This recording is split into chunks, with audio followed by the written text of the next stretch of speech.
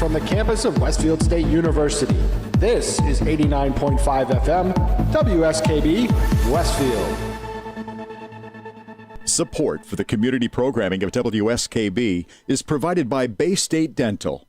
Comprehensive dentistry at 14 convenient locations in Springfield, Chicopee, Longmeadow, West Springfield, Belchertown, East Longmeadow, Ludlow, Northampton, Greenfield, and Wilbraham, as well as 29 Broad Street in Westfield. Bay State Dental makes it a priority to help you achieve and maintain the healthy smile you deserve. On the web at baystatedental.com. We thank the generosity of our underwriters. For more information, please contact the Westfield State Foundation at 413-572-8646.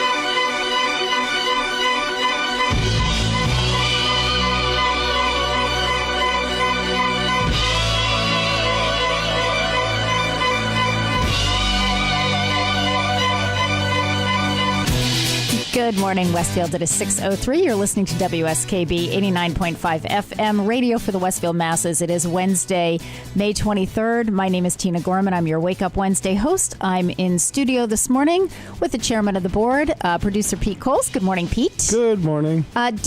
Looking very well considering the late night, the mayhem. Yeah, I'm not sure what.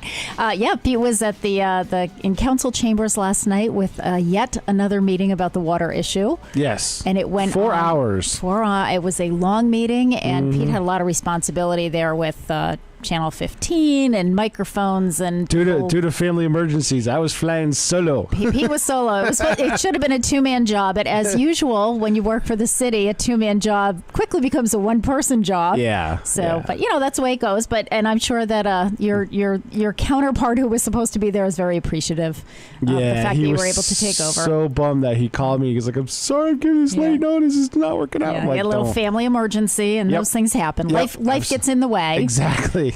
So, but here we are. Yep. Mm-hmm. It is 57 degrees this morning. I think it's going up to about 80 today. Correct. It should be a nice day. Light layer, and then I got the nice Cool Max shirt underneath. Yep, exactly. Short sleeves for a little bit later on today. The air's still a little bit heavy from the rain last night, but that will pass, and It will be a beautiful day. And speaking of a beautiful day, you know what, Pete? One thing we have not talked about, it's May 23rd, so we're rounding out May. We're coming to the end of the month. Right. May is National Bike Month, and we haven't really... Well, I know the mayor's bike ride was earlier a couple of weeks ago. Yeah, it was. Well...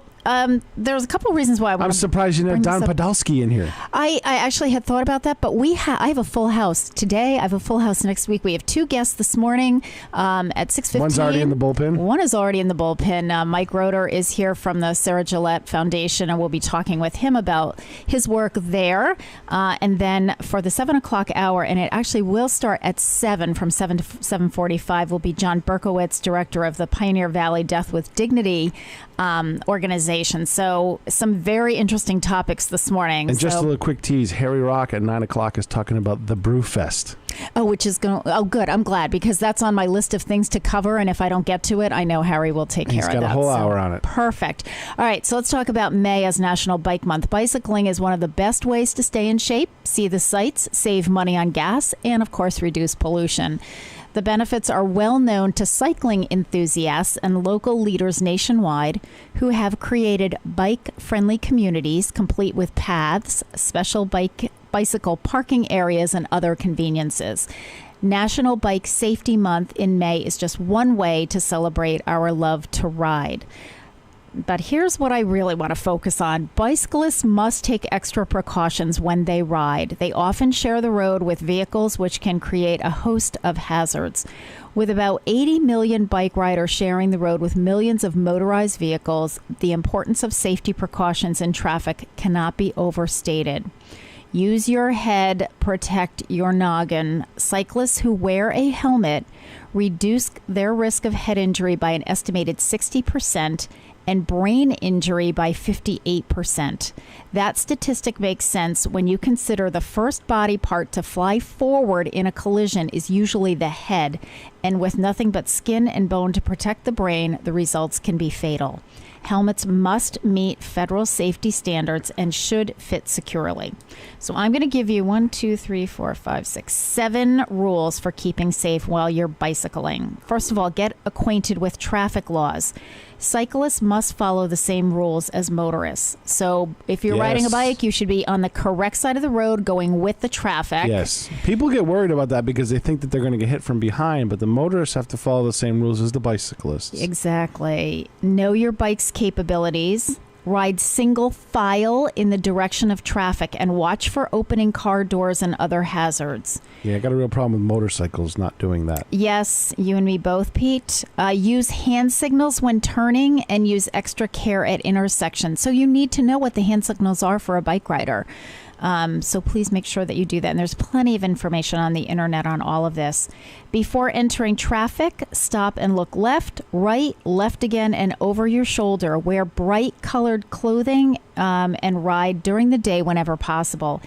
If you are riding at night, please wear reflective clothing and make sure that your bike is equipped with reflectors on the rear, front, pedals, and spokes. A horn or a bell would be great, and a rear view mirror, as well as a bright headlight, is also recommended. And the reason that I bring up the whole bike issue and bike safety issue is because I almost hit someone on a bike last week. I was coming out of, so I came out of the senior center and I turned left onto Noble Street. When I got to Noble Street, I was going to turn right on Route 20 to head back toward home to West Springfield. Mm-hmm. And there were two bicyclists and I only saw the one. So first of all, they were both on the wrong, they were riding in the opposite direction of traffic. Okay. One of them was... Strike one. Yeah, strike one. One of them was... on the sidewalk and one was on the road, and neither one of them were following.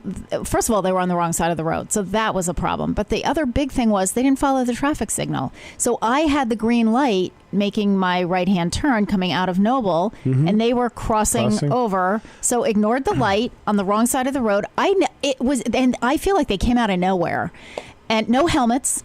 I was so upset because I think bike riding is wonderful. I think it's great, but you have to know what the rules of the traffic are. And sure. And that was just even crossing against the light. I mean, hey guys, that's a traffic rule, a pedestrian rule, and a bike rule. So please be safe when you do it. And just as a reminder, we have the phenomenal bike trail here in Westfield, which I've been using to run on, as a lot of you know. But I'm passing whole families that are biking at the end of the day.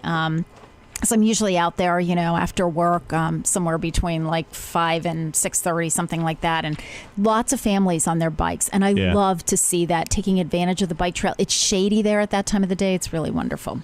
So happy and safe biking during the month of May. So we're going to jump into famous birthdays because we have so much on the docket today. Can I start one real quick? Yes. Amanda Brodkin's birthday is today, co-host on By George It's Monday. Oh, wonderful! Oh, I didn't even realize that. What does Amanda do? I don't get the Monday thing very often. She works for a college book publisher. She kind of represents colleges around the country too. Oh, nice! So she does that, and it's also Peter Judge. He's the MEMA public information officer for years and years and years. He just retired, and now he's teaching classes for the federal government. Wow, well, on good public for him. information. He's that good. Yeah, I was going to say, but you know what? Good. That's exactly the kind of people we need teaching classes like that. People with Great guy. A ton of years of experience. Great guy. I took his class years ago. Well, happy birthday to you both. And you are joined by the late Douglas Fairbanks Sr., who was born May 23rd, 1883 in Denver, Colorado, died in 1939. He was actually very young, age 56. 1936.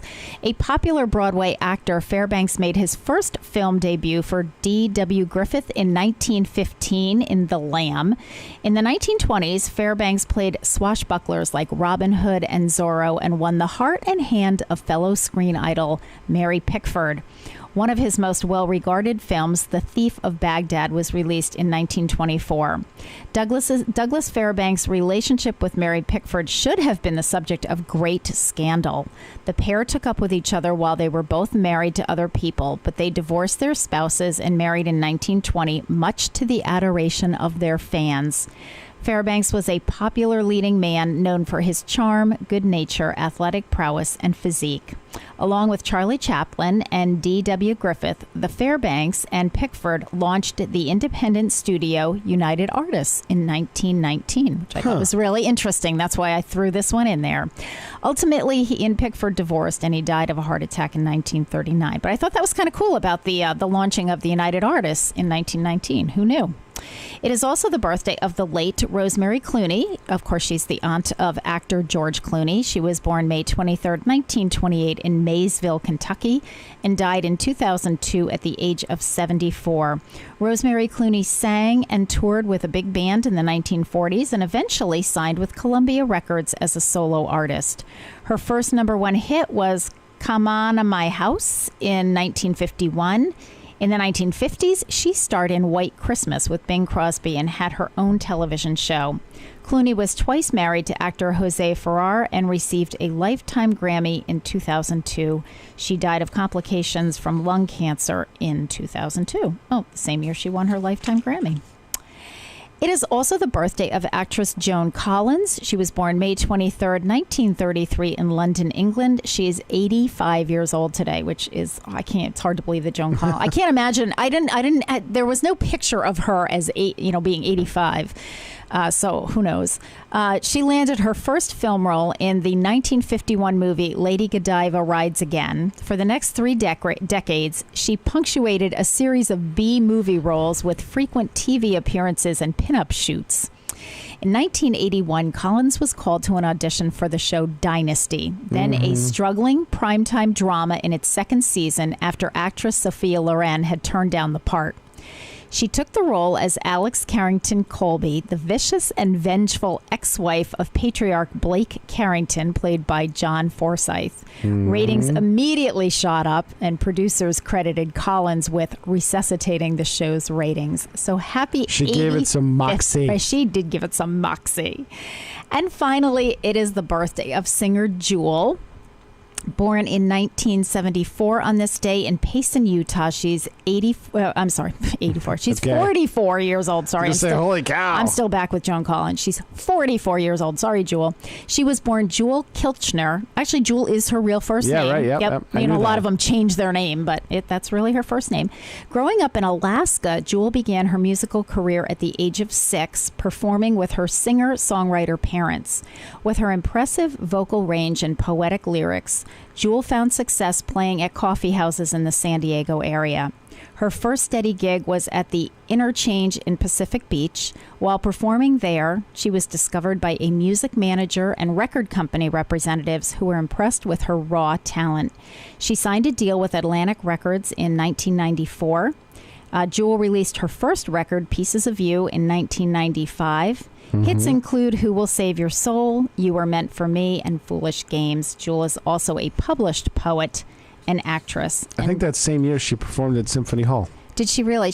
I really like her a lot. That's kind of my sort of style. I remember Channel 40 doing an interview with her. Really? She was here, yeah. Oh, I didn't know that. Speaking of singers. Yes, Pete. Peter Thompson, who ran the Long Meadow music program for years and years and years, is the coach of the newest Voice winner, Bryn Did she win last night? Yes, she did win last night. Wow. 15 years old, and she's got record contracts and appearances. She's got to go back and finish her freshman year in high school. But Pete Thompson. Freshman year in high school. She's one of the youngest ones. She is the youngest. Sawyer, what's she's the his youngest name finalist. Huh? That means she was the youngest finalist.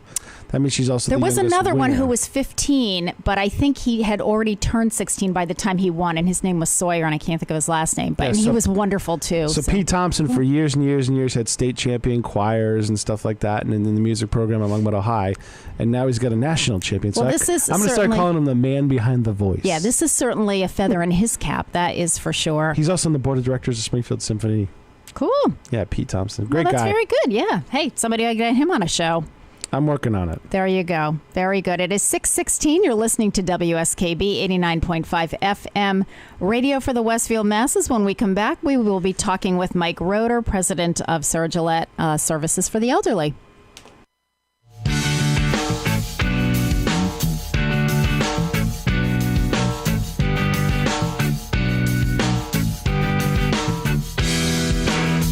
Here she comes in a suit and tie, shepherd's bush and a leopard's pie. She's marching to the funky beat of James Brown and his dancing feet.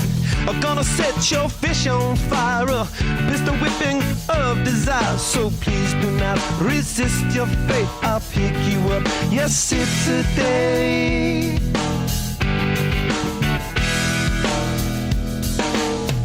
How could I forget to mention the bicycle is a good invention? Sitting there in a silent movie beside the only girl who really ever knew me. Happy days but sad face, and heaven knows I'm on the case. Oh, how could I forget to mention the bicycle? Somebody told the world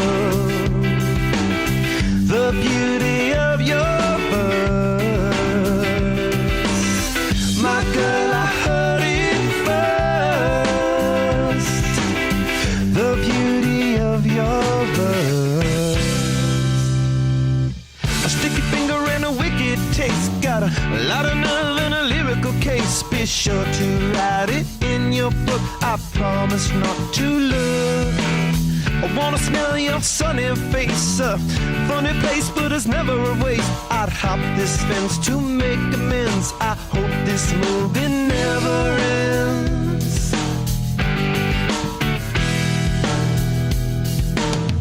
How could I forget to mention the bicycle is a good invention? Make it up, making you my business. A funny buttercup, gotta live a forgiveness. Happy days, but sad face, and heaven knows I'm on the case. So how could I forget to mention the bicycle? Somebody told the world the beauty of your verse. My girl, I heard it first. The beauty of your verse. Somebody told the world the beauty of your verse. My girl, I heard it first. The beauty of your verse.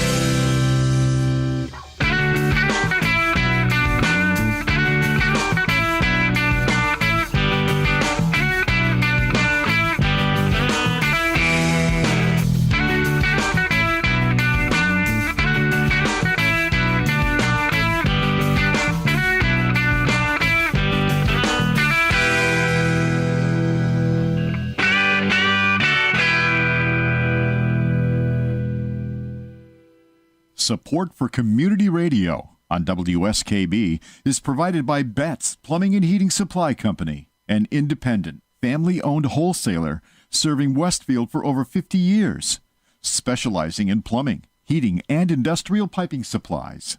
On the web at bettsplumbing.com or at 14 Coleman Avenue in Westfield. Support for the community programming of WSKB is provided by the Dunkin' Donut Shops of Westfield and the Sardinia family. It's nice to know that even as the world changes, Dunkin' Coffee remains the same at 7 convenient locations throughout Westfield.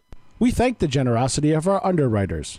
For more information, please contact the Westfield State Foundation at 413-572-8646. discussions of local politics, events, happenings, and miscellany potpourri. That's what you'll find on Ken's Den, Tuesdays from 8 till 10. Live from the campus of Westfield State University, this is 89.5 FM, WSKB, Westfield. Good morning, Westfield. You're listening to WSKB 89.5 FM, radio for the Westfield masses. It is 6:21. My name is Tina Gorman. I'm your Wake Up Wednesday host. I'm in studio this morning with the chairman of the board, producer Pete Coles, recovering from last night's city council meeting. Sure. I like marathons. There you go. Exactly. Good. Well, I hope you're ready, because isn't there something else going on tonight, Pete? Finance tonight. Finance. We love finance. I heard rumor it might be quick. Well, rumor. And that is all it is, Pete, is a rumor. My guest this morning, this hour, is Mike Roeder, president of... Now, I'm going to say this wrong, because everybody who receives one of these grants says Sarah Gillette Services for the Elderly, but everybody who's on the board of trustees says Gillette, right? Gillette. Yeah, it's Gillette. Gillette. It took me 6 years to get this right. Okay, well, then good. Then I don't feel badly, because I know I'm going to slip up and mess up and so forth. But and Mike Roeder you're familiar to radio. Mike has been on Patrick Berry's show, right? Twice? Yeah. Were you on twice? Yeah, I was on twice. Yeah, with a totally different topic. So we're off of the really controversial topics. We're talking about the really good stuff. Because I don't remember any of that. There you go. You don't have to remember that, Mike. That's right. We're all about Sarah Gillette today. That's right. There you go. So, all right, let's start with, I mean, a little bit about your background in relation to this foundation, as opposed to your background when you were, in the political scene before. So let's kind of talk about, what your background is and how did you get involved in this? How did you get involved in Sarah Gillette? Well, my background covers a lot of years. Okay. I had probably 16 years on active duty after being in the Reserve and Guard. Okay. I got out as a lieutenant colonel in 1997. I can't believe it's that far back. It's already been that long. What branch of the service? Army Medical Service Corps. Okay. So didn't get really a chance to serve on too many boards, but before that I worked in the state of Connecticut in probation. That's right, I remember that. Yeah. And I was on several probation parole association boards back then. I was pretty active. Okay. But this came up through a friend. Okay. Asked if my wife and I would be interested in serving as corporators for the Sarah Gillette Foundation. I said, sure, why not? Okay. I mean, that started in 2011, and then 2 years later, I was asked to serve as a trustee. Mm-hmm. Did that, and then 2 years after that, I'm suddenly the president, and not that I was qualified, but no one else really wanted to. Let's be honest. I mean, we're all volunteers. That's often how it happens. Yeah, I mean, I know that. I mean, sure, I'll be chair. Sure, I'll be president. Yeah. I'll tell you, I knew very little about this foundation at the time. Okay, fair enough. Yeah, and so I've been the president the past year. I'm going to serve one more year. I have to get off next year by our bylaws. Yep. And you're a bylaw guy. I'm a bylaw guy. Seriously, but I'm not. Yeah, no, I know. I'm teasing, but I think that's a good thing. Well, there are other people on this board who are really bylaw guys, and they're really good at it. And it dawned on me that I was facing a very serious challenge here. Okay. We have bylaws that were written and revised over the last 48 years. That's how long this foundation has been in existence. Okay. And as I got into learning more and more about it, I realized this is a serious thing. Mm-hmm. First of all, we're taking interest that accumulates from a trust fund that has grown to almost $1 million. Wow, that's amazing. It is amazing. I mean, that was the first thing. I'm thinking, well, what am I looking at here? I'm looking at giving out a few bucks, and I'm realizing that a few dollars here and there. Yeah, $1 million. So it's gotten to the point where several members of our board are bonded. Okay. It's not that we deal with the investment process. We have a trust fund oversight committee, but a formal investment company out of Newton, Mass. has been handling our account for the last 18 years. Okay. And we have an oversight committee that deals with a guy. Absolutely. And that fund, they have done exceptionally well for us over the last 20 years. Yeah, that's amazing Yeah. and wonderful. I mean, Yeah, it's it really is. terrific. So then you got to, you figure out what's involved in terms of maintaining the board, how many people you have to have, how many corporators that are required. And you realize that you just don't have a quarterly meeting and come back 3 months later and then sit down and it's not like that. But I'm not saying it's an overwhelming amount of work. Right, but just probably a little bit more than you had bargained for. Well, yeah, I mean, in terms of it's more involved. The serious level of it is very high. So let's talk a little bit about the history of this foundation and who was Sarah Gillett. Sarah Gillett was, her maiden name was Dickinson from Amherst, and she married into the Gillett family. They were prominent businessmen in the city, and they had a home on Broad Street that was used to give housing to aged, worthy people. Okay. That's a quote. Okay. And that did that probably for 40 years. I mean, I'm not even sure the amount of time it changed. Long time. It changed homes a few times. And then in 1970, the Gillett family sold the property on Broad Street for $48,550. Okay. And that ended the service aspect of it. But they said, we want to continue to support seniors in Westfield. And though they put that in a trust fund along with some other money that was in there. And so the initial balance in 1970, I hope I have this right, was $68,000 approximately. Wow. Yeah. Well, okay. That's all. Back then, that was a lot of money. That was a good chunk of change. Yeah, for sure. It was not nice little starting pot. Car was about $2,000 then. That's right. Right. And then in 2000, a Mabel McKeon, I believe is how it's pronounced. Okay. A member of the family that owned Foster Machine passed away and bequested $212,000 to the fund. Okay. Wow. I did not know that. Yeah, it's really it's an interesting. It's an interesting history. And I'll tell you just a little sidebar. Yeah. Before I even got involved with this foundation, I used to read. I get the Southwick News every week. You know that weekly paper. Yep. I know the guy that owns it and runs it. He's a great guy. And there was this guy named Jerry Noble who lived on Carrington Road in Huntington, who did a diary of his life working for the state and raising a kid. And he always talked about, in his weekly column, he would always talk about his mother who lived at the Sarah Gillett Home for the Aged. Oh, no kidding. And I'm going... He would go there and bring her food, and I went. Now, do you? You must know, but do you know where it was on Broad? Like, is the house 41. still there? No. Oh, 41. Oh, it's not there anymore. It was raised. Okay.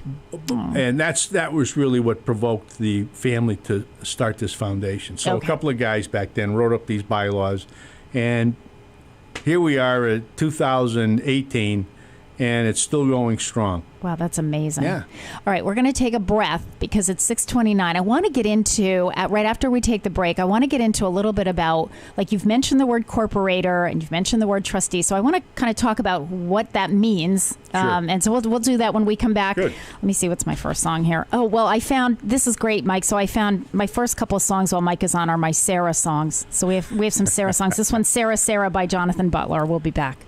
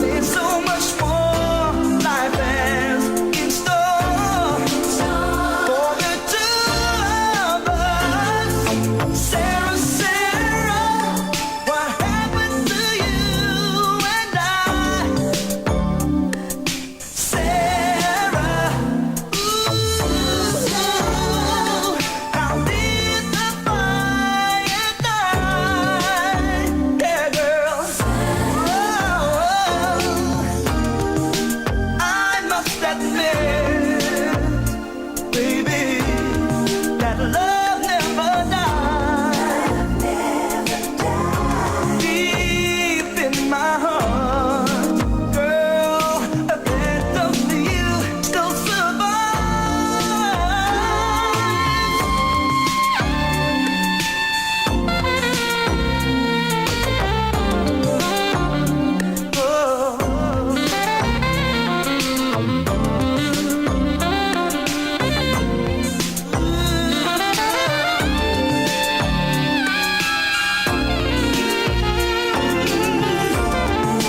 How could we watch our dreams crumble into dust?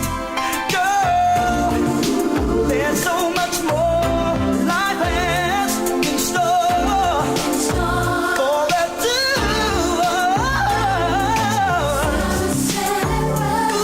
what happened, baby, to you and I? Tell me, baby, Sarah, how did the fire die, baby? Yeah, I'm crying out for you.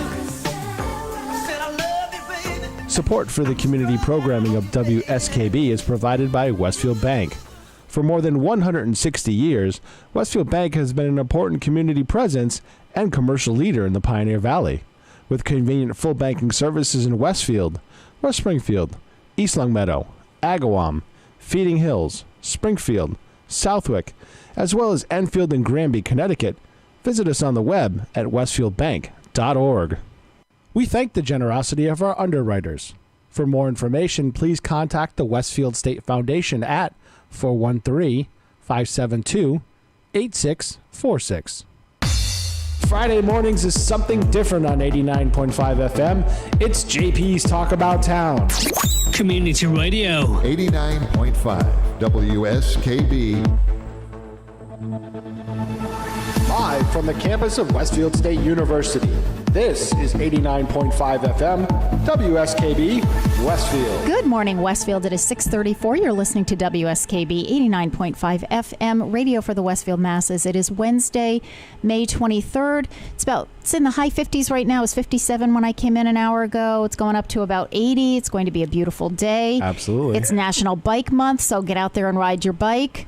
So this morning, the voice that you just heard was our producer, chairman of the board, Pete Coles. Good morning again, Pete. Good morning. Who is, I think you're doing very well, very chipper after last night's marathon. See when I run out of council gas. meetings. Yeah, I know. Well, but it won't be during the show, and it won't be till after Harry Rock is after us at 8 o'clock. Yeah, right? Harry will give me a jump start. Harry's like Mr. Don't look Energy, Harry in so the it eye. won't be. I know. Yeah, because you'll volunteer for something, Mike. Used to be Bob Plass, now it's Harry Now and it's Bob Harry. Plass. Oh Now, my now God. everybody's avoiding both of them. That's a ton of dynamite. It is. And speaking of a ton of dynamite, we have my guest this morning is Mike Roeder, who is president of the Sarah Gillett Foundation, so Services for the Elderly. Let's get that. Yeah. So Mike gave us a little bit of background about who Sarah Gillett was and how this foundation got started. But you've mentioned the word corporators, and that's actually how you and your wife got involved, Right. being asked to be a corporator. So what is a corporator? How did if somebody said, hey, I think I might want to be a corporator, how do you become one? What is it? Well, tell us what that's about. So our bylaws require the corporators, could be anybody referred and voted in at the annual meeting, Okay. to meet once a year in May and vote on certain things required by the bylaws. Okay. Vote on the new officers, we vote on the budget, we approve a whole bunch of stuff like we did recently at your place. Yep. And that's the requirement for corporators once a year. So they're kind of basically the members. I don't know if there's That's exactly what they are. They're okay. members. They're voting members. They're voting members. membership. Okay. And from there, the bylaws require the appointment of trustees, Okay. several of whom are elected to serve as officers. And you can't serve as a trustee unless you come off the corporator list. Let me ask you something. I want to go back to the corporator for 1 second. Are there guidelines for like residency or anything like that? Like, are there guidelines to becoming a corporator? You got to come from the community. Okay. So that could be a hill town. We have several people from Okay. Huntington, for example. Okay. It could be West Springfield. Normally, the people that come to the corporators ranks are from Westfield. By and large, I would think by Westfield. and large. So, okay. And so right now we have 66 corporators. Is there a target by your bylaws, Mike? Is there a target number that you have to have, or? It's around 60. Okay. The number is not specified, but we try to keep it around 66 for this reason. Yeah. Every year, some people will go off. Sure. Yeah. Retire, they Sure. move, Yeah. unfortunately. And so every year we try to bring on new people. This year we were fortunate. We brought on total of 7. You brought on quite a few. Yeah, and if you were there, I mean, some of these people, they were very, very prominent retired people. They were very successful, and here they are sitting here wanting to help out. And from there, we hope to get some trustees. But we had 3 corporators leave. Okay. So we have a net gain. I was going to say you have a net gain of 4. Yeah. Well, it's important which because is good. Yeah. It's one of my big concerns coming down the road the next year or two. Right. I think a lot of organizations, feel that way. So a lot of the service organizations is, but I think the good thing about this foundation is because it's for the elderly, for services and programs in the elderly. If you can bring on, especially some of those newly retired folks as corporators. That's what we're hoping. Those are the ones, because I find even with the center, the senior center, that those newly retired people are coming in saying, okay, I'm not, it's like, I'm not ready for a rocking chair. What do you need for me to do? Well, how can I volunteer? How can I help? You mentioned that to me. It's great. At the meeting, and I said, geez, you and I hope can talk about this because I think that is exactly what we want. Yep. But most of the corporators, I'm not sure what percentage it is, are seniors. Yeah, absolutely. I'm 73. Sure. Yep. I'm a candidate. Yep. But we need to bring younger people on, even if they're younger seniors. Yep. Because the organization, I don't support changing bylaws because we're facing a membership crisis. Right. I don't believe it because that only dilutes what we're trying to do. Right. We have to be good at bringing people on to keep this thing going. Yeah, I agree with you. I find that for the organizations that I've been involved with, if and I've been involved with several bylaw revisions, and they're very carefully done. It's by a committee. So I think when you set up those bylaws, there were reasons why they were set up the way they were set up. So I agree with you. I think it's important to follow through on whatever that group of dedicated individuals came up with as what the organization needs to survive. And I agree with you. I don't think the answer would be to decrease your number of corporators. I think the solution is to say, well, how can we bring on more interested people? And there are ways to do that. Yeah, well, the news articles is one way. Absolutely. We have a website. Yeah. I got to get a little more involved in that. But so it is operational. Let me ask you this, Mike. So if someone is listening this morning and says, after we talk about maybe where some of the grant money went to and some of the programs that the foundation supports, and says, I would like to be involved. How do they get involved? Like, how would they know who to call or contact or me? Of course, they could do that, and I can pass that along. I'm going to, if it's acceptable, I'm going to put out my cell phone. Oh, sure. Yeah. Whatever you want to do. Which is 207-2399. Okay. Mike Roeder. Call me anytime. Great. Absolutely. Awesome. Okay. Or go to the website. There are some contact numbers there as well. Okay. And it's Sarah Gillett, GILLETT.org. Okay, very good. And you know what? If you forget all of that, everybody knows how to get a hold of me. I'm at the Senior Center. I'm posting on the Facebook page now. Oh, perfect. Thanks. Nice. That's Pete. And I can get that information to Mike. So we've talked about the corporators. Now, you also mentioned trustees. What are the trustees? Who are the trustees? The trustees and how many of them are there? Right now, there's 11. Okay. So we're at max. We can go with 9. Okay. But we can't go below 9. All right. All right. So we have 4 officers who are trustees and 7 trustees. We meet on a quarterly basis in September, November, March, and then April and May are our 2 busy months. We meet every Tuesday in April, interview the providers, and then have a decision meeting the last Tuesday of April, and then the meeting. So that's one of the, depending on how you look at it, it's one of the good things and bad things. It's a good thing because people who get involved understand that there's a requirement set by the bylaws to meet so many times. It's difficult, though, when you're trying to create an environment where you're doing some recruiting or doing some publicity. Because people, I'm very busy. My wife and I, we travel a little like that. So it's a great way to get involved and not get overwhelmed with all this secondary work, which is very, very critical. Yep. And so that's one of the challenges. Okay. Yep. So let's talk about what happens in that April, May, and what is sort of the basis that I know anyway for the foundation in terms of giving. You talked about the amount of money. You've talked about the investment. Yeah. So what happens with this money? So what's that process like? Dave Woodford, who's a great guy. He's an amazing guy. He does he's our grant coordinator. Yep. All volunteer. We're all volunteer. He sends out notices that the period for application is open. He accepts all the applications. We had 23 this past April. And the applications are, just to clarify for our listeners, so the applications would be for anyone in this area, Westfield and the Hill Towns, and Southwick too, right? I think Southwick is included as well. West Springfield. And if they want to apply for a grant for some program that serves the elderly, right? I mean, yes. That's the basis of what the grant application is all about. Yes, you got to be a 501c, just like we are. You have to be a nonprofit. Nonprofit, and you don't have to deal exclusively with seniors, but a percentage of your base has to be defined as senior citizens. Right. I think the YMCA does an application, and because they've got specific programs designed for seniors, even though not every program in the Y is designed for seniors. Exactly. So it can be within a bigger umbrella. And it is in many of these. Yeah, absolutely. And some of the people that are applying are salaried. Mm-hmm.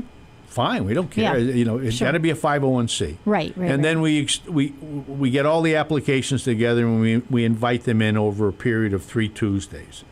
And so we did that this April, and then on the 26th we had a decision meeting.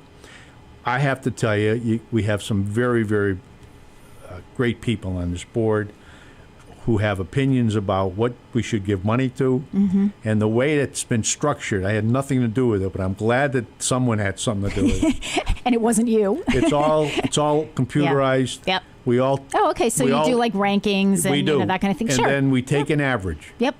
And that's it. Yeah. We don't go to the meeting on the 26th to get into big arguments about my favorite program versus yours. That's a great way to do it. It is so cool. Yeah. I've been involved in approval. Well, when we did the new senior center. Sounds like an RFP. I was just going to say, that is exactly what I was going to say, Pete. Yeah. I was involved with, the selection of the architects and the owner's project management group and, blah, Before blah, blah. you even go in and you have criteria based upon your submittal criteria. Yep. Yeah. And we ranked it, we rated it, and that's exactly what we did. At some point you all come down with whatever your numbers are. You got me thinking. I just may invite a few of my friends, I believe, that are still on the council and have them sit in on one of these meetings.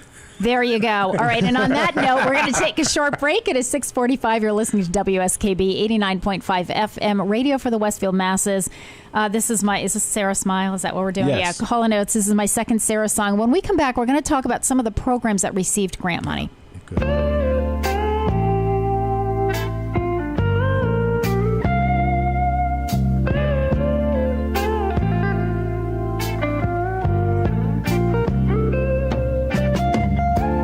Baby hair with a woman's eyes, I can feel you watching in the night. All alone with me, we're waiting for the sunlight.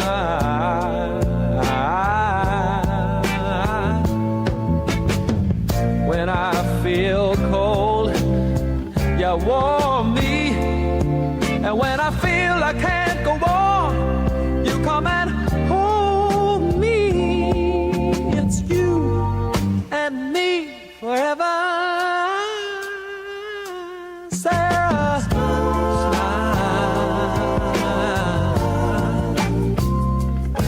I want you to smile for me, Sarah. If you feel like leaving, you can go.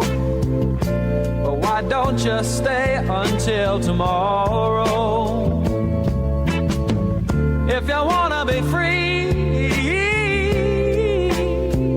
you know, all you got to do is say so.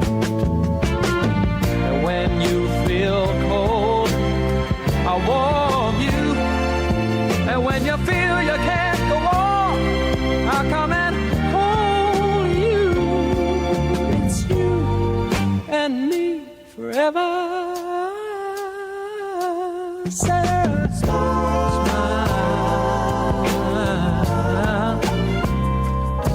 Oh, won't you smile a while for me, Sarah? Sarah, smile. Oh, won't you smile a while, Sarah?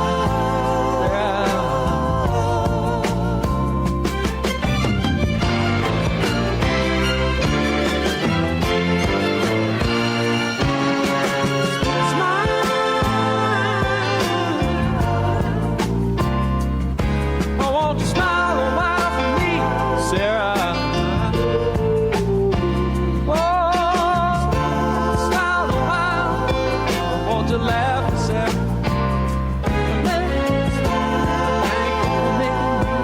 Make me feel like a man, not keeping me crazy, crazy. Smile a while. Support for the community programming of WSKB is provided by the Barnes & Noble College Bookstore in the Ely Campus Center, offering Westfield State t-shirts, sweatshirts, and gift merchandise, all of your academic needs, and offering textbook materials in new, used, ebook, and rental formats. Available at the bookstore on campus or online at westfieldstate.bncollege.com.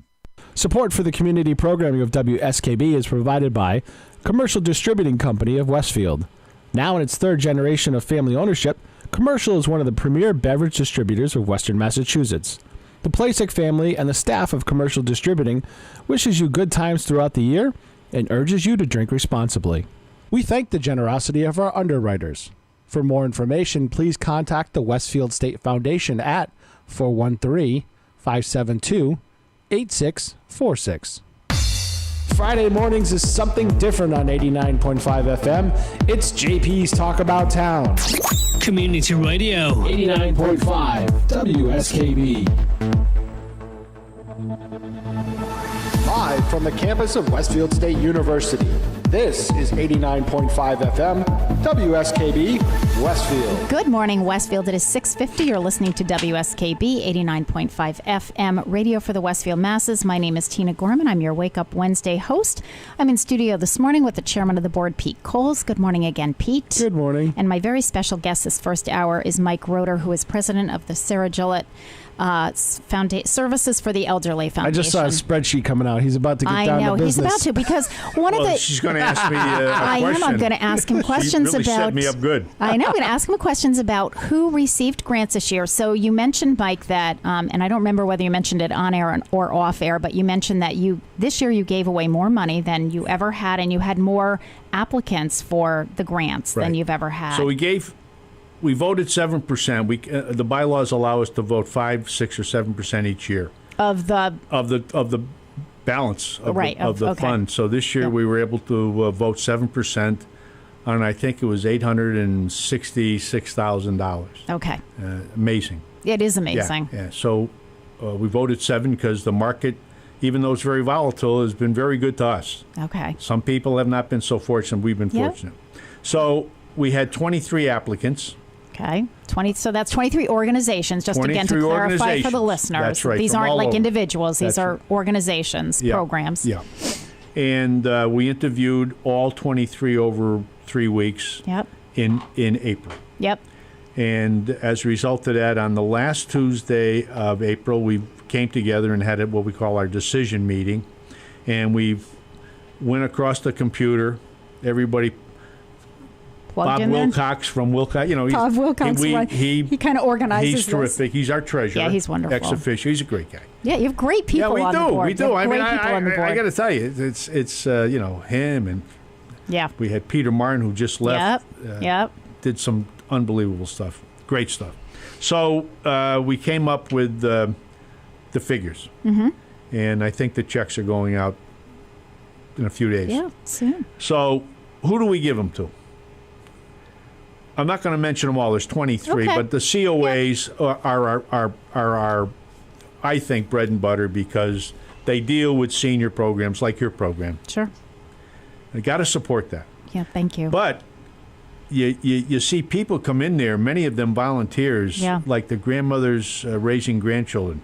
Now, I have to tell you, the first time that I sat on these things, I didn't make the first two because my wife and I, one year we were traveling, and one year I was running for mayor, and I didn't want any conflict of interest. So I didn't really sit down until 2 years ago, and I sat there for 3 days and interviewed with all the other trustees. Yeah. And I was absolutely dumbfounded by some of the stuff that is going on out there and some of the strategies that exist to deal with it. Mm-hmm. So this grandmother's raising grandchildren. Grandparents raising grandchildren. Yeah. Yep. So it's all volunteer, and it's a support group for people my age who suddenly find themselves raising 1, 2, 3 grandchildren because their kids, and it's mostly, quite frankly, it's mostly opiate addiction. A lot of it is drug addiction. It's an absolute destructive thing. Yeah. And we give them money every year. Yeah. I mean, I believe we gave, I'm not sure, I'd have to look, but I know that I don't remember what she wanted. But we gave her, I think, a little more. Yeah, you were very generous. Yeah. And so then we have the other thing that's incredible is the need for food. Yes.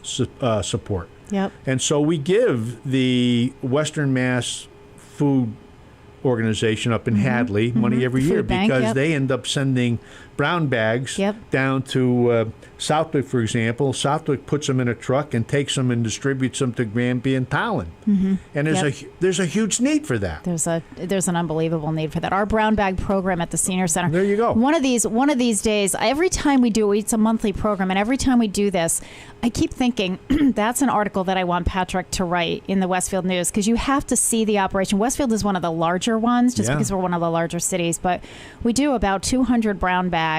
We have a team of volunteers. I have most of my staff that day, that morning. It's an assembly line. It's like clockwork. You walk in, we have it set up, but within an hour, we have bagged and gotten out to their cars, like 200 grocery bags, and it's just an amazing an amazing program. Well, it is. And it's not just us. They're doing it at other senior centers and mobile food banks and so forth. But so food insecurity right now is just at record highs, and we always think about it with children, which obviously that's important as well. But with children, you can distribute within the schools, and you can do school lunch programs and breakfast programs. It's harder with seniors. They're at home. We got to figure out how to get to them. So important. It's a pride thing too, and I get it. Sure. I mean, here we have people who have, in many cases, worked hard all their lives, raising their kids, putting food on the table, and suddenly they're retired, and they don't have enough to make a go of it on a consistent basis. And so food is one of the challenges. If you think about it for a minute, the average person on Social Security, which is about $1,200 a month, relies exclusively, 60% of all Social Security. Just Social Security. You know this, right? Yeah.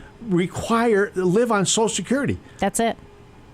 Wow. And we know, Mike, sometimes, as we see it all the time, sometimes it's the difference between can I afford my medication or can I afford food? Can I afford my rent? Something's got to give. And oftentimes it's food. So this led to an interesting one that I had initially real suspicions about because I didn't understand how they worked. Sure. That was the St. Vincent de Paul Society. Oh, yes. Which operates out of the pastor's office or the I think rectory. we've had him in on one of the shows. Yeah. So they come in. Yep.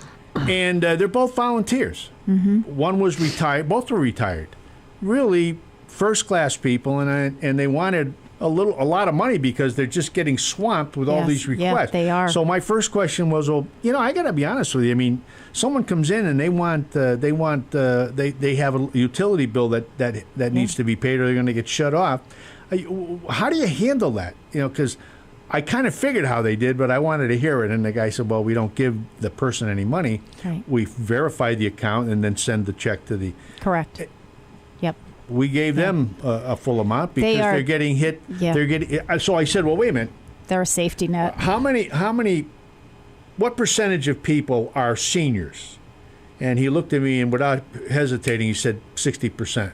Wow. Yeah. Yeah. Wow. Yeah, So- there are a lot. And we actually had a call not long ago for somebody who did get the electric shut off. Yeah. And so, that, those are all those cases that become these crisis cases. That's and I right. can tell you, just because sometimes we're sort of the cog in the wheel, but you've got the COA working with the Salvation Army, working with, St. Vincent de Paul. I mean, it's all of us, just we're referring to each other. Well, we can do this. What can you do? Well, I'll make a phone call here. And, okay, I've got some funding here. And you're trying to piece it all together. And I've always said that I think if we, I'm really big on collaboration and partnerships because no one of us can do it alone. Yeah. But when we pool our resources and do it all together. And when I look at the list of, the grant recipients through Sarah Gillett, I look at, yes, we've worked with this group, we've worked with that group, and, they've worked with each other. And that's I think that's the only way to do it in a community. It's the only way. I really believe it. Yeah. And I don't think a lot of people understand how deep it goes in Westfield. Yeah. Oh, yeah. If you think everybody's... And it's so funny, Mike, I'm as one of the ones who's always applying for the grant, it's so funny because I remember the first time when I first took over the COA. And so the first time I went in with Fran Aguda, who gets very nervous when she's, in front of a group. So I said, okay, well, that's fine. I can talk, whatever. So we went in there and, but the first thing that you need to know is there were like 12, there were like a dozen people. And I thought, okay, then, I'm thinking it's going to be, one-on-one, just a few of us and a dozen people. And you have 15 minutes and you've really got to stick to that 15 minutes because your folks are, as you said, you've got 23 organizations coming in over a few week period. And so we've gotten really good. I've gotten much better at streamlining it, giving out handouts, getting my information out there, giving some statistics, but also putting a human face on it. And I think, I think it's a rigorous process, and it should be because you're giving out a lot of money. When they come in, you should play this music as they're walking through the door, coming up to the table. If you do that, you will not have anybody to interview. Yeah. Well, the last one I want to talk about, Sure, go ahead. because this is really interesting, is this Cancer House of Hope in West Springfield, Joe Kane. Yep. And I went over there last year to view the place. I try to get to a few places.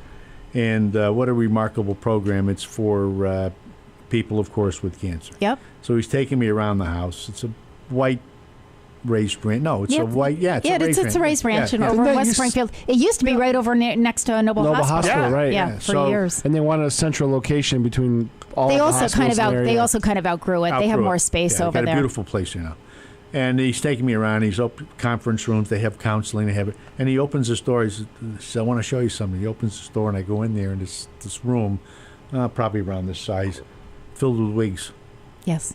And he says that this is we have a wig program. Yep. And I said, wow, that's amazing. And because it's required. Sure, because a lot these of things aren't cheap. Yeah, and they're not. Yeah. I don't know if he mentioned. I think I knew this. It's not covered by health insurance. Correct. Apparently. And I'm That's going, correct. gee whiz. Right. So I was sold on that program. Yeah, I actually had Joe. Joe was on the show. We had him on last year to talk about the Cancer House of Hope and some of the programs, and I think that was the first that. And I know of some of them because I have seniors that actually volunteer over there and do massage and so forth. But that was the first time that I had heard about the wig. He did the same thing, and I haven't seen it. It's kind of one of those things you don't think about it, but it means so much. But for a woman especially who is going through cancer treatments, when you lose, I work with I have almost all women at the senior center, all staff, and the most hysterical line is if somebody says, Tina, can I come in a little early? I have to leave 15 minutes, or I have a hair appointment. It's like, oh, say no more, a hair appointment? Like that trumps everything. I work with all women, so it's pretty devastating when someone is going on, undergoing chemo or whatever treatments and and losing their hair. So I think, that's one of those programs that you don't, you think about food, you think about all the important stuff, but that's important for a female. It's your identity. It's your, it's your feelings of self-worth. So, yeah, I think the Cancer House of Hope, we have great programs. Great programs. So that's just a smattering. Just a smattering, it's really, after 3 days of that, you're going, wow, this is an impressive thing. Yeah. So I'm happy to be, associated with it. That sounds awesome. The issue is, it's not a big issue that I have to leave next year. I mean, I have to get off the board. I've been on 6. No, you get off the board, but you would can you stay as an incorporator? I'm going to stay as a incorporator. My wife and I, and but you have to take a year off.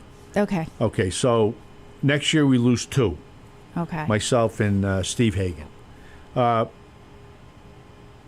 in 2019, May of 2019, 7 of the trustees go off. Yeah. And that's more or less that's more or less like your board of directors. That's it. And we have to have it is going to be. So I'm starting now. Right. And so what you really need to do is recruit corporators, because your trustees come from your corporators. Have to come from that, yeah. Exactly. They have to. All so right. there you go. So we're going to finish with your phone number, Mike. So if you are listening, if you are interested in becoming a corporator or just learning more about the foundation and what they do, and again, I can't say enough, folks. I honestly can't say enough.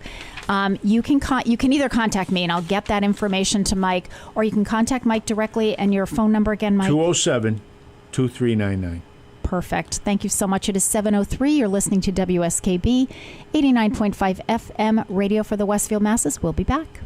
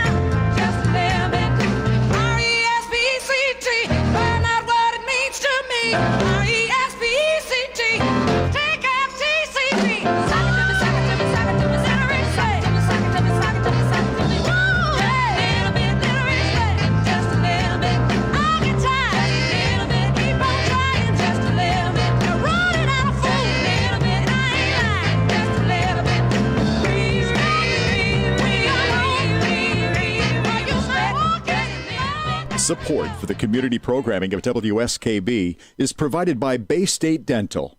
Comprehensive dentistry at 14 convenient locations in Springfield, Chicopee, Longmeadow, West Springfield, Belchertown, East Longmeadow, Ludlow, Northampton, Greenfield, and Wilbraham, as well as 29 Broad Street in Westfield. Bay State Dental makes it a priority to help you achieve and maintain the healthy smile you deserve. On the web at baystatedental.com. We thank the generosity of our underwriters. For more information, please contact the Westfield State Foundation at 413-572-8646. Thursday morning from 6 till 8, it's Patrick Berry, owner of the Westfield News Group, Community Radio. 89.5 WSKB. Live from the campus of Westfield State University, this is 89.5 FM, WSKB, Westfield. Good morning, Westfield. It is 7:07. You're listening to WSKB 89.5 FM, radio for the Westfield masses. It is Wednesday, May 23rd. My name is Tina Gorman. I'm your Wake Up Wednesday host, and I'm in studio right now with the chairman of the board, the Mixmaster. Mary Mixmeister of May. Mary Mixmeister of May. Pete Coles, that's the voice you hear in the Bob background. Plass. I love it. I know. Yes, I know. Bob was, all over the place with that name yesterday. So, okay, I think what we'll do is we'll do a couple of announcements, and then I have my next guest coming on in a few minutes. He just pulled in the bullpen. That's fine. We'll give him time to kind of settle in, and we'll do a few senior center announcements. So first of all, I want to remind folks that tomorrow is our senior center dance extravaganza, our Mother's Day dance extravaganza luncheon. Of course, it is a sold-out event. It's been sold out for weeks. I think this one sold out in like about 4 days. We have the Small Planet dancers coming. We've not had them, so we're kind of excited about that. So point being, if you don't have a ticket, folks, I'm sorry for tomorrow. You have the option of going to South Middle School for the senior lunch program there. We have, and we're starting a workshop series in June, and it will run on Thursdays from 9:45 to 10:45.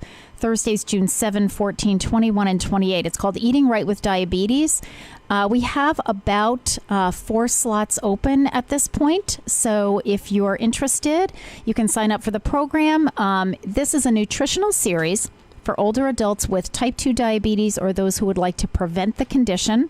Participants will discuss methods to prevent and manage diabetes, healthy foods and recipe options to maintain good health, and also motivational ideas to get you started. So healthy diabetic-friendly recipes will be shared, and you're also going to do some taste testing during these workshop sessions.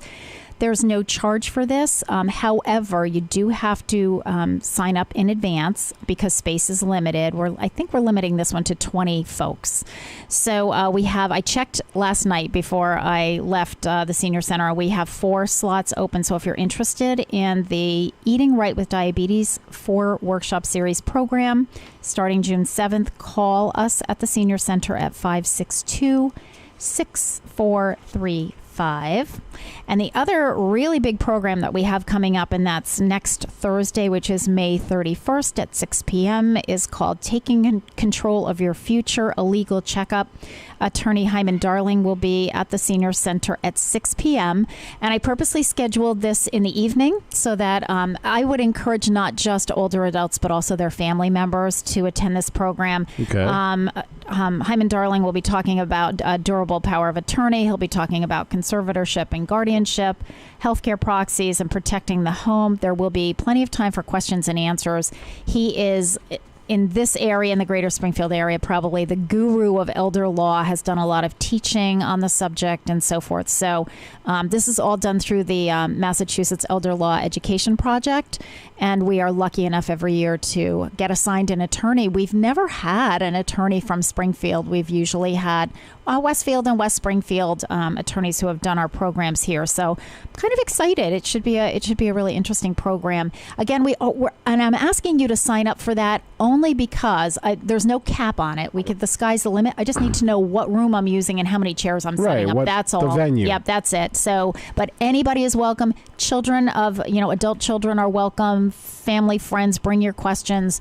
So just give us a call at 562-6435 to sign up. So Pete, I think what we're going to do is we'll take our 7:15 break a couple minutes early because my guest is here. So this song is In the Arms of the Angel by Sarah McLachlan, and this kind of relates to what we're going to be talking about which is with John Berkowitz which is Death with Dignity. So we will be back in just a couple minutes.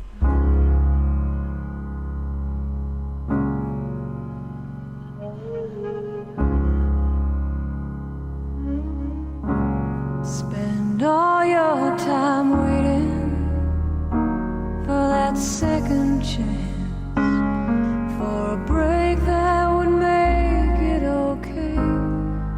There's always some reason to feel not good enough.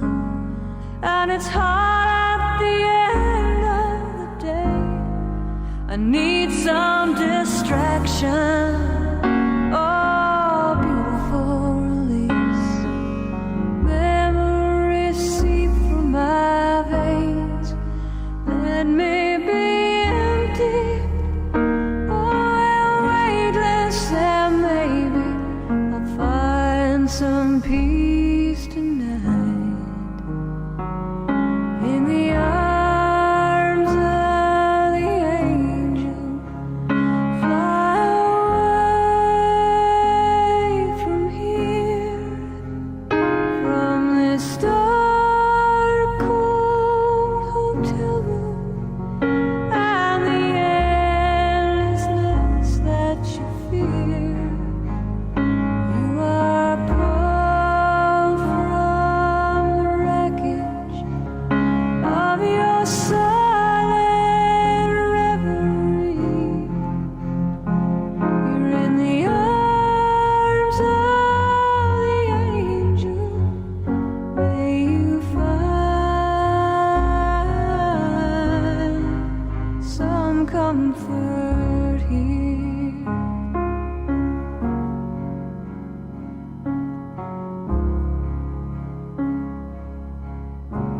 So tired of the straight line, and everywhere you turn, there's vultures and thieves at your back.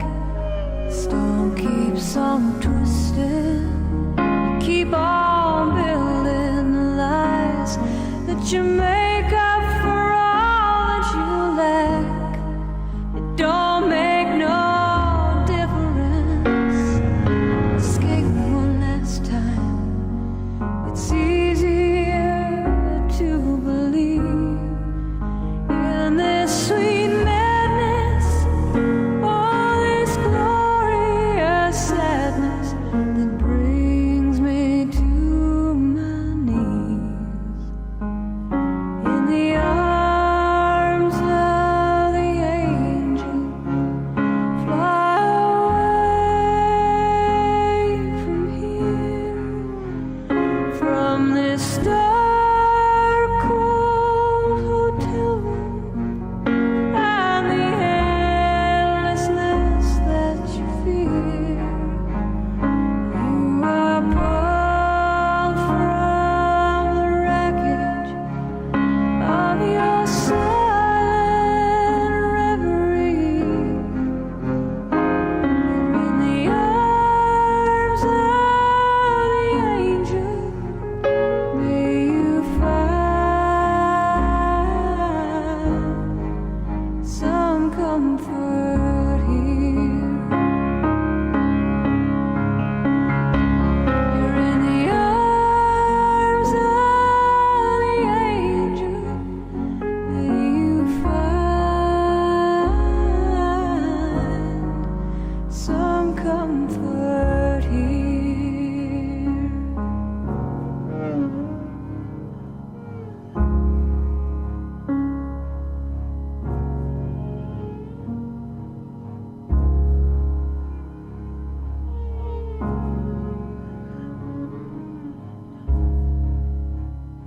Support for community radio on WSKB is provided by Betts Plumbing and Heating Supply Company, an independent, family-owned wholesaler serving Westfield for over 50 years, specializing in plumbing, heating, and industrial piping supplies.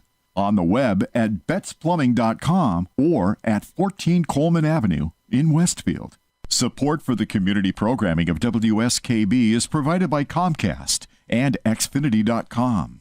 Offering Xfinity TV, Internet, home phone, and home security services.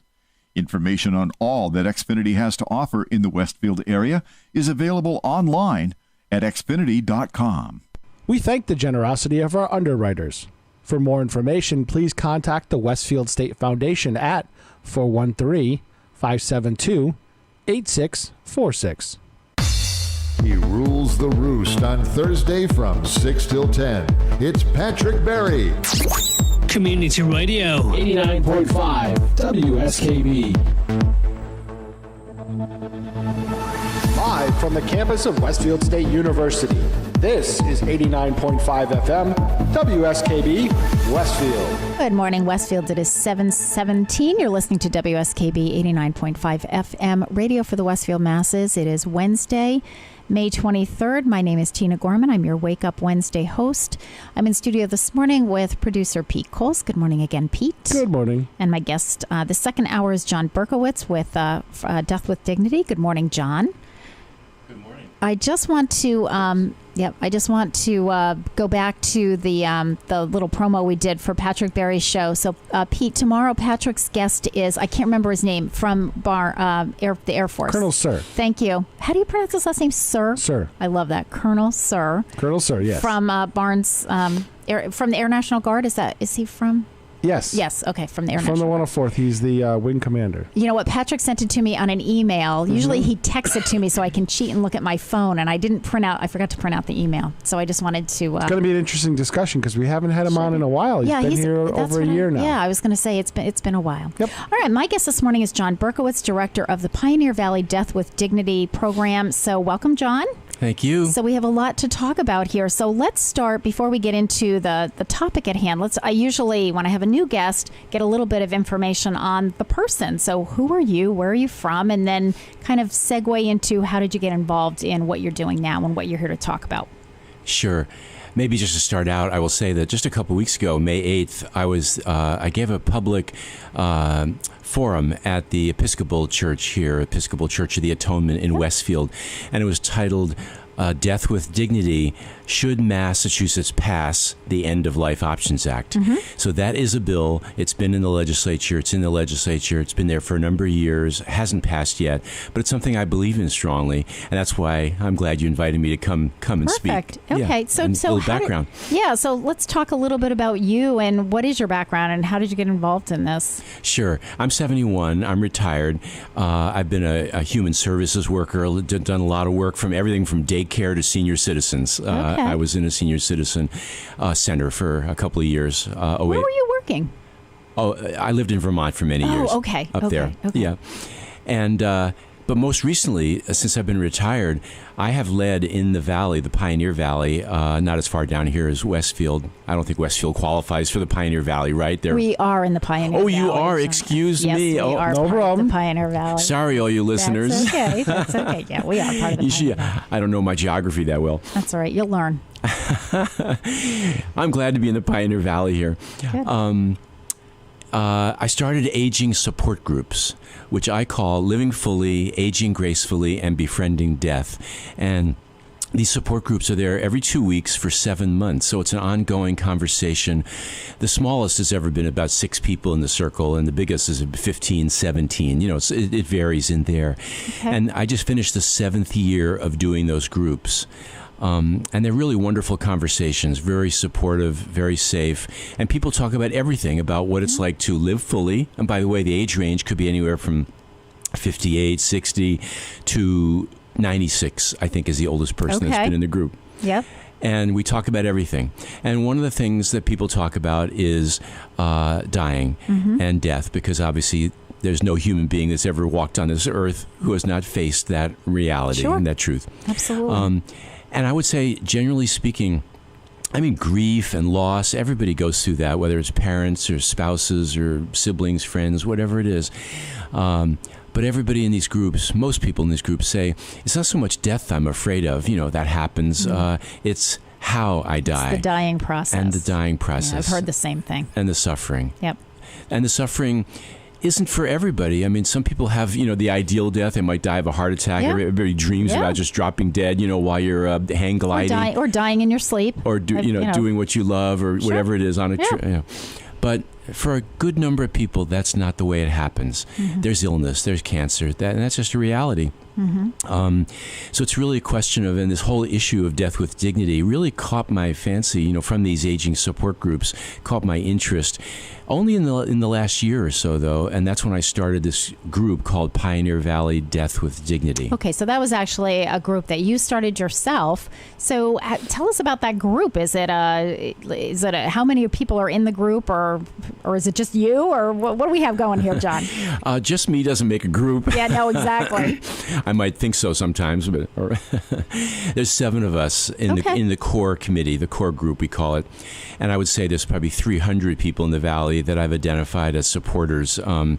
Either people who have come to these aging support groups I've been in or expressed interest in this issue.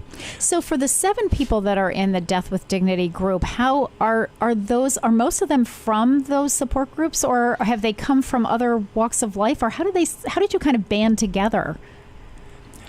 Actually, most of the people that are in the executive committee, if you will, they haven't been in one of the aging support groups. So how did you find each other? I think because I have an email list and I send a lot of information out to the people, it's really resources about aging, living fully, aging gracefully, things like that. There's websites, there's resources, there's poetry, all kinds. Of course. Anyway, and as I became more interested in this issue of death with dignity, which is also known as medical or compassionate aid in dying, and that's kind of technically what it is, because it is assistance in dying a peaceful and humane death, assistance from a doctor if you qualify. You're a person with a terminal illness and you're facing, great suffering and pain at the end, and you're of sound mind. You can make your own decisions. You're not under great duress or, or not mentally competent. Yep. So, and by the way, these laws exist now in 7 states, plus Washington, D.C. Okay. So our group's goal, and there's a statewide campaign, is to try to make death with dignity an option for people in Massachusetts and make it the 8th state. Okay, so let's talk a little bit about the other states that have passed this law and how long has that been going on? And I always like to look at it and say, okay, was it what they intended when they passed the law? Is it working the way they intended? Have they run into obstacles? It's like the unintended consequences. What are some of the other states? You mentioned Washington D.C. as being one area, but what are some of the other states that have passed this law, John? Sure. The first one is Oregon, which passed it in 1997. Okay, so it's been around a while there. 20 years, okay. 21 years this year. Okay. Excuse me, whether it's allergies or a head cold. Yeah, you're battling. I'll be pausing every now and then. That's I hope right. I won't cough or crack up in my voice. That's okay. So, there's a track record, there's precedent, there's experience. This is not just a new idea that maybe has passed a year or 2 ago and we don't know how it works. Yeah. Oh, thank you. Come prepared. Yeah. Pete's passing out the cough drops. Oh, yeah. the throat lozenges. Okay, so Oregon's had it for about 20 years. Washington, 10 years. Vermont, 5 years. California, 2 years. Colorado, 2 years. Montana, 5 years. Hawaii just passed it, so they don't have a track record, Okay. And Washington, D.C., a year and a half.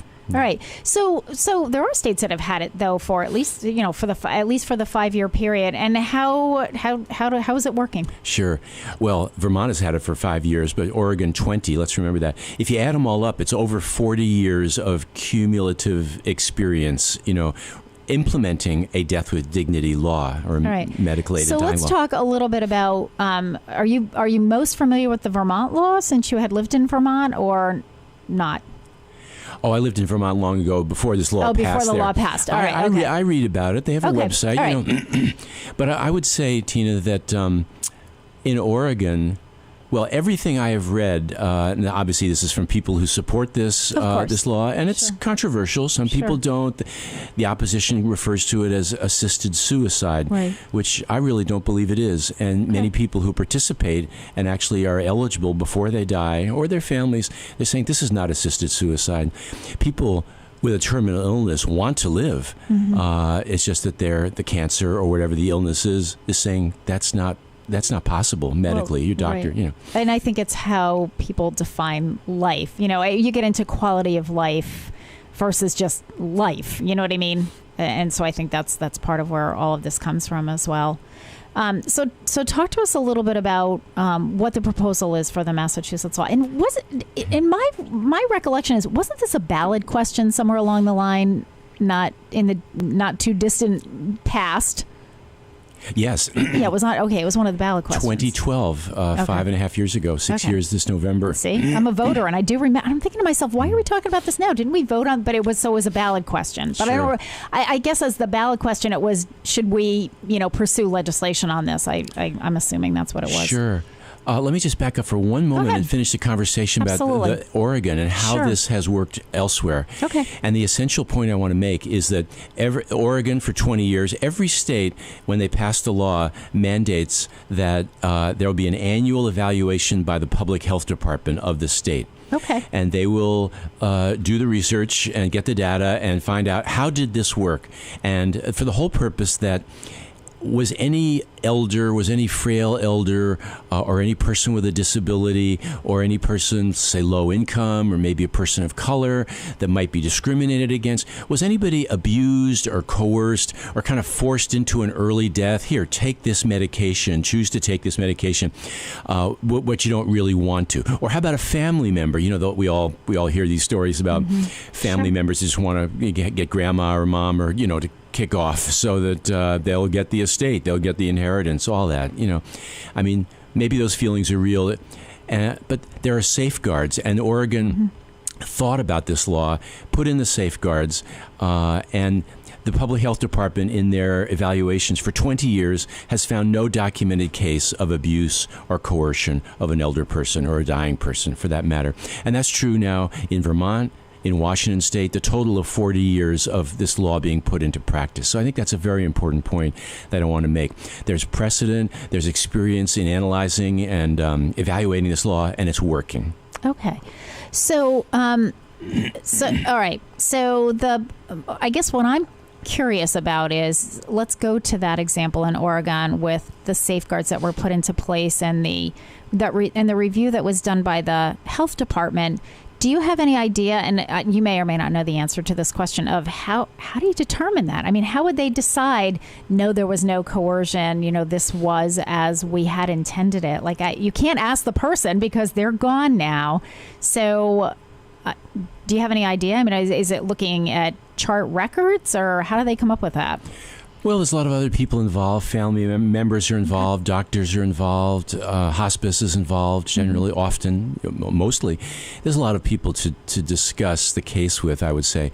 I've never worked for the public health. I really can't comment on that anymore. Right, I'm just curious. Well, and obviously, if the safeguards were put into the law, then there's a protocol for it. I mean, it's not just off the cuff. So they must be following whatever the guidelines are for the review of that. But I'd just be curious. And do you have any idea of what? Do you have any idea what kind of numbers we're talking about? Like in the state of Oregon, like how many in a given year? I mean, because I think roughly about 1,100 each year. Okay, all right, good. Yeah. That helps me to give it, because I'm thinking, are we talking about like 25? Or are we talking about like 200,000? Like, okay, all right, so 1,100. I mean, a small state like Vermont is probably more like 50 or 80 or something like that, per year. All right. But I'd make one more point about evaluating these laws for their safety and their lack of abuse of anybody.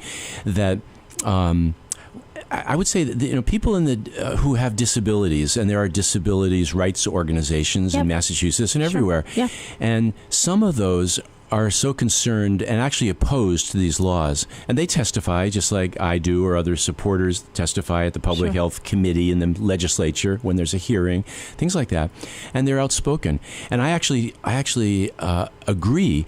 I have the same concerns that they do, because I do feel like people with disabilities face a lot of discrimination, and perhaps a general feeling, maybe even in the medical community, much less other, that maybe they're disposable. They're not as able as everybody else. Sure. So from that point of view, yes, you want to be really careful that they're not coerced or abused or taken advantage of. So I heard this actually from a disabled supporter of Death with Dignity here in Massachusetts, who said to me, he's from Lexington, Mass. He said, I called the director of Disability Rights Oregon earlier this year, spoke to him directly, Yeah. and he said, yes, I will confirm that Disability Rights Oregon has, we have not heard of one documented case of a person with disabilities being discriminated or forced to take an early death, sort if of you will. coerced into making that decision. So I thought that was a really important testimony. I think it's interesting that it was a gentleman from Lexington, or what, female, male, Man, or yeah. That I think it's really interesting that he sort of had the wherewithal and just the knowledge to even think to, well, you know what, I'm going to call Oregon. They've had this law for 20 years. Talk to somebody, whoever is head of their disability rights, to get that information. I think good for him. Good for him, because I would be in the same position to say, okay, well, wait a minute, how's it working elsewhere, and have we seen issues elsewhere? I want to just mention, then the listeners might want to go and actually meet this man. I think it's fair. It's okay for me to say his name because he's public. He's a public supporter of the Death with Dignity bill in Massachusetts. His name is Michael Martignetti. He has a neurological disorder, which now he's in a wheelchair and retired from being a real estate attorney, I think it was. And he has I call it a photo essay. His photo and a short essay, meaning a paragraph or two, about why he supports death with dignity, even as a person with disabilities. And if anybody wants to go, any listener wants to go to the website Compassion and Choices Massachusetts, that's a national organization, Compassion and Choices, which is promoting death with dignity laws, supporting them. There's a campaign in Massachusetts, obviously, to get our state to join in. So Michael and many other people, legislators, attorneys, doctors, ministers, clergy, a lot of people have chosen to put their picture and their statement of why they support death with dignity on the website. And give us that website again. What's Compassion and Choices, Massachusetts. Okay, it is 7:32. You're listening to WSKB 89.5 FM radio for the Westfield Masses. We are celebrating the birthday of Jewel this morning, so we're going to listen to Who Will Save Your Soul. We'll be back.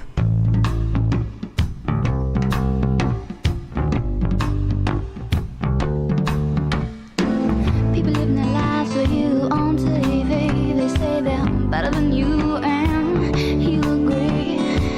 He says, hold my calls from behind those cold brick walls. Says, come here, boy, there ain't nothing for free.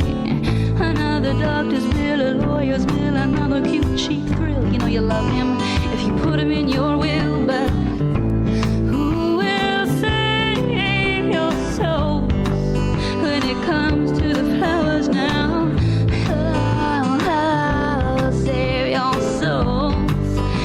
Lies that you told, boy. And who will save your souls if you won't say your own?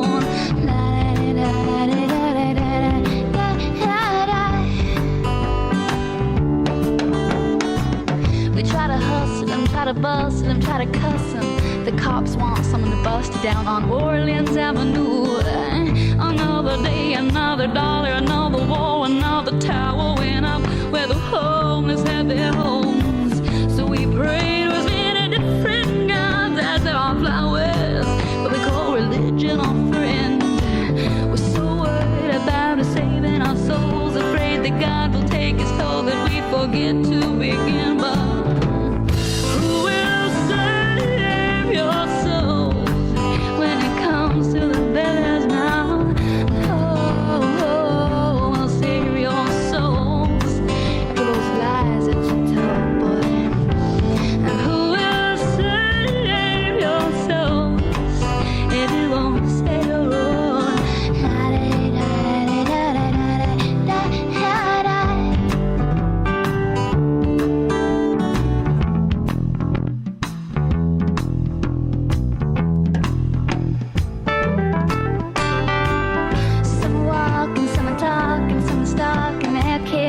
Social Security, but it doesn't pay your bills. There are addictions to feed and there are mouths to pay. So you bargain with the devil, but you're okay for 2 days. Say that you love them, take their money and run. Say it's been swell, sweetheart, but it was just one of those things, those flings, those things you've got to call. So get out on the streets, girls, and bust the wall.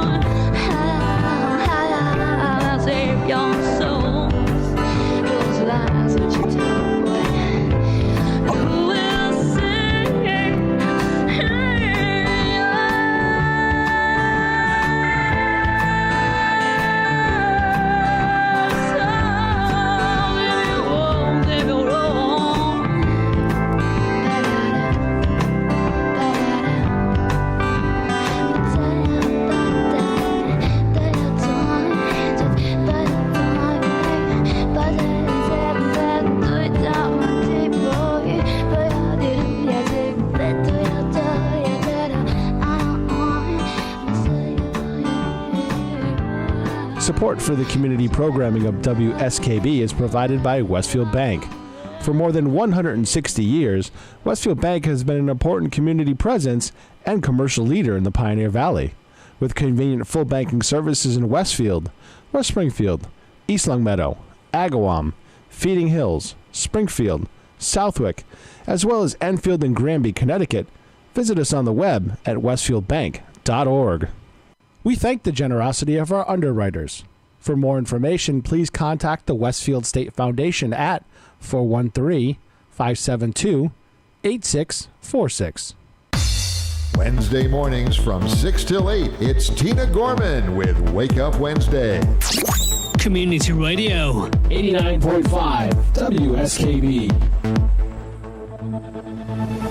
Live from the campus of Westfield State University, this is 89.5 FM, WSKB, Westfield. Good morning, Westfield. It is 7:37. You're listening to WSKB 89.5 FM, radio for the Westfield masses. It is Wednesday, May 23rd.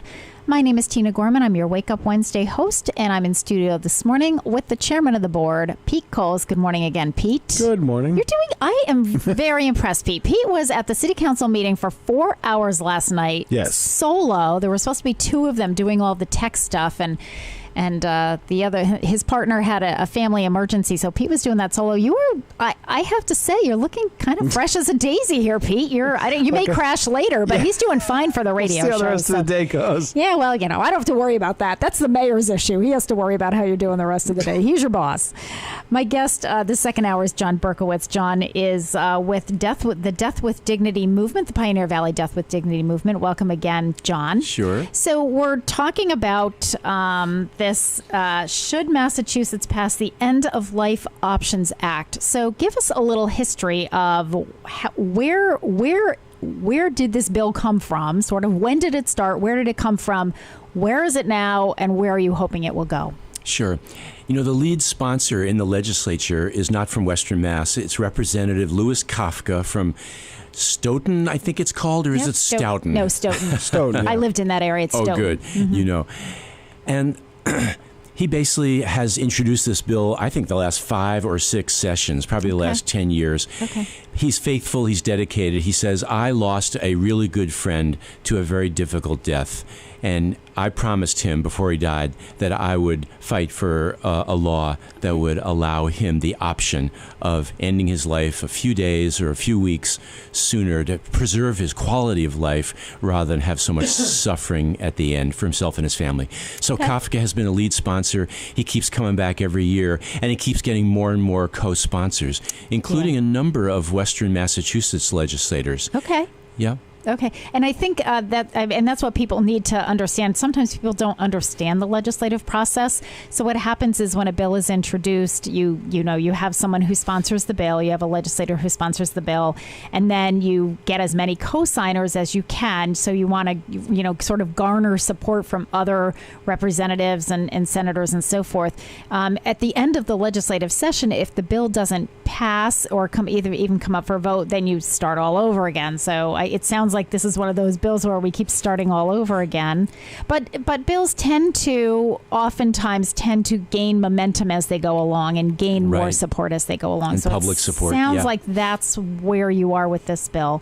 So talk a little bit about what exactly does the bill say? What is the bill? I mean, how is the bill written?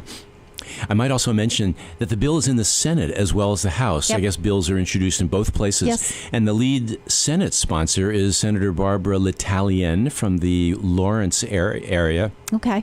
And she actually has a disabled adult son. Mm-hmm. So obviously she wouldn't be a lead sponsor of this bill if she didn't think there were adequate safeguards to protect if her son faced a terminal illness, and died young at 30 or whatever like that. Of course. It's there. So, she's done some of the... So what does the bill say?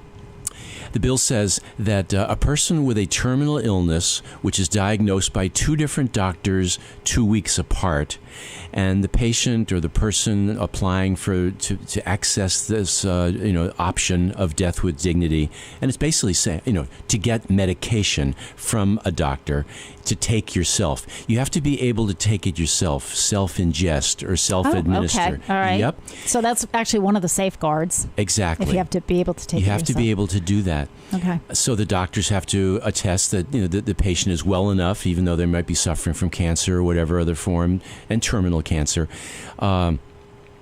And they have to be of sound mind, mentally capable, so that they cannot be, forced into a decision that they're not aware of, by a family member or, that kind of thing. And who makes that determination, the sound mind piece of that, John? The doctors do that also. But Massachusetts has added another layer of safeguard, which I don't believe is in any other state that has passed this over these last 20 years, which is the person applying to access medical aid in dying, prescription from their doctor, has to also go to a qualified mental health professional. That's not a psychiatrist, but it is a social worker or a therapist. Licensed mental health clinician, Yep. social worker, psychotherapist. And have that person attest that this person is of sound mind and able to make decisions for themselves and comprehend the action that they're asking to take by getting this medication. So those are like 3 hurdles for a patient to, 3 different meetings. And by the way, the medical meetings, you cannot attend one of those meetings. You have to attend with a non-family member, a non-close friend, a witness, somebody who is not impartial, right? Exactly. Yeah. Okay. So now that you've introduced all of these safeguards into it, so let's start with the medical profession. So, because the first thing is that the doctor has to pronounce you as terminally ill. I mean, that's got to come from the doctor. You have 2 different doctors' opinions on that. Where does the Massachusetts Medical Society stand on this? They changed dramatically just last December. The Mass Medical Society, which consists of the vast majority of doctors around the state, they have been opposed to death with dignity because, of course, their Hippocratic oath and do no harm and save life and all that, which is wonderful. They've been opposed, which I would say the Oregon and the Washington and the California and, they were too, except that they're changing. And as more and more people step up, more and more situations and cases become known amongst families, amongst doctors. Maybe you've heard there's this book that's just been such a bestseller in the last couple of years, Being Mortal, Modern Medicine and the End of Life by a guy named Atul Gawande, Dr. Gawande. He saw his own parents, who were doctors. They were originally from India and migrated here in the 70s. He saw them go through difficult deaths, and he wasn't having the conversation with them. And he wished that he had been more forthright, in urging them to look for other options, than suffer so much at the end. It's interesting. I don't know. Speaking of books, years ago there's a book called How We Die by Sherwin Newland. Newland, yeah. Right. And I don't know if you've read that, but I'm sure it never made the bestseller list. I actually heard a medical ethicist on National Public Radio years ago, and he mentioned the book, and it really. And I was teaching at Springfield College at the time, a course on aging. So I got it and I read it. I thought it was fascinating, and again, for then, he was way ahead of his time. Yeah. I think he would have been very supportive of this bill for kind of all of the reasons that you're talking about. But so that's interesting. So the Mass Medical Society has kind of done they surveyed their bit members. of an about face. They did, yeah, but not totally. Yeah. They surveyed their expected. members, and the response was 62% of the people that responded, to their survey said, we would be comfortable if there was a death with dignity law in advising our patients that this is an option for them. And, it's always optional. By the way, that's a safeguard for the medical community. Yeah. A doctor does not have to participate. This is not mandatory. Absolutely not. Right. And that's even true in Oregon that's had it for 20 years. In fact, some people that would like to access this law and get the medication, they have to shop around and look for a doctor who will participate. So it's a very gradual process in the medical community, even in the states that have passed it. Interesting. But the Mass Medical Society changed its position from from outright opposition. This is just in December at their annual meeting.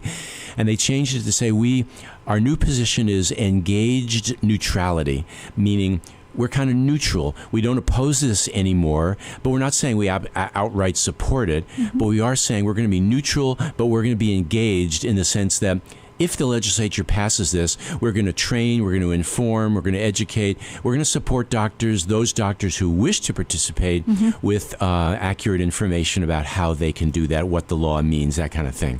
Very good. It is 7:46. You're listening to WSKB 89.5 FM radio for the Westfield Masses. I know yesterday, Pete, but you and Bob and Jay were talking about we have Memorial Day weekend coming up, which we've hardly even talked about because there are so many things going on. But it is Memorial Day weekend coming up. So our last song this hour will be "Some Gave All" by Billy Ray Cyrus.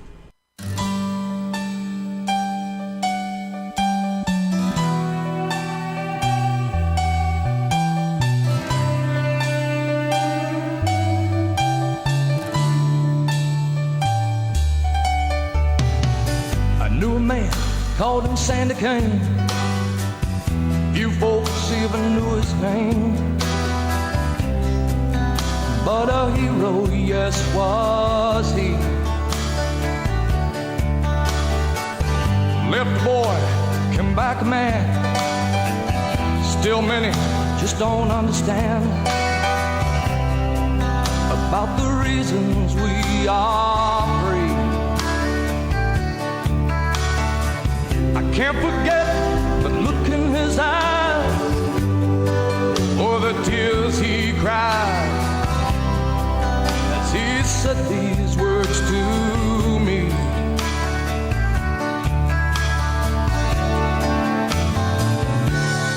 All gave some gave all. Some stood through for the red, white, and blue, and some had to fall. And if you ever think of me, think of all your liberties and recall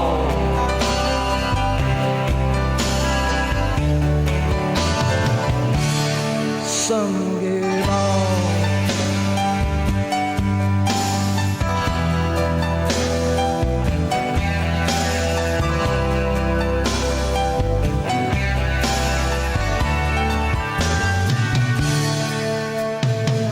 Sandy Kane is no longer here, but his words are oh so clear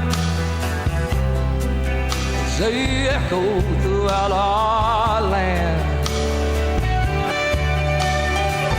For all his friends who gave us all, who stood the ground and took the fall to help their fellow man. Love your country and live with pride, and don't forget those who died. America, can't you see?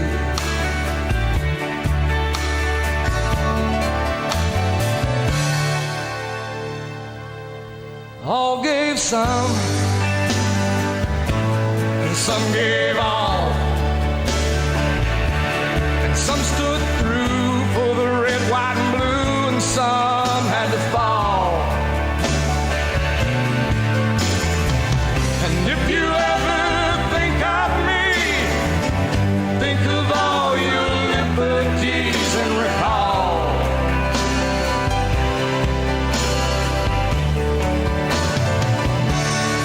some gave all. And if you ever think of me, think of all your liberties and recall. Yes, recall. Some gave all.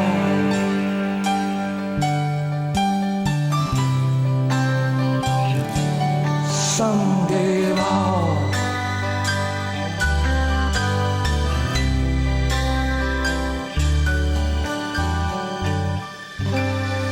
Support for the community programming of WSKB is provided by the Barnes & Noble College Bookstore in the Ely Campus Center, offering Westfield State t-shirts, sweatshirts, and gift merchandise, all of your academic needs, and offering textbook materials in new, used, ebook, and rental formats. Available at the bookstore on campus or online at westfieldstate.bncollege.com. Support for the community programming of WSKB is provided by Commercial Distributing Company of Westfield. Now in its third generation of family ownership, Commercial is one of the premier beverage distributors of Western Massachusetts. The Plasek family and the staff of Commercial Distributing wishes you good times throughout the year and urges you to drink responsibly. Support for the community programming of WSKB is provided by Wally Computer Associates, one of the largest technology providers in North America. Headquartered in Southwick, Wally provides all of the products and services that you'd expect from a world-class technology partner to schools, colleges, businesses, as well as state and local governments and agencies. Wally Computer Associates, meeting all of your technology needs. On the web at WCA.com. We thank the generosity of our underwriters.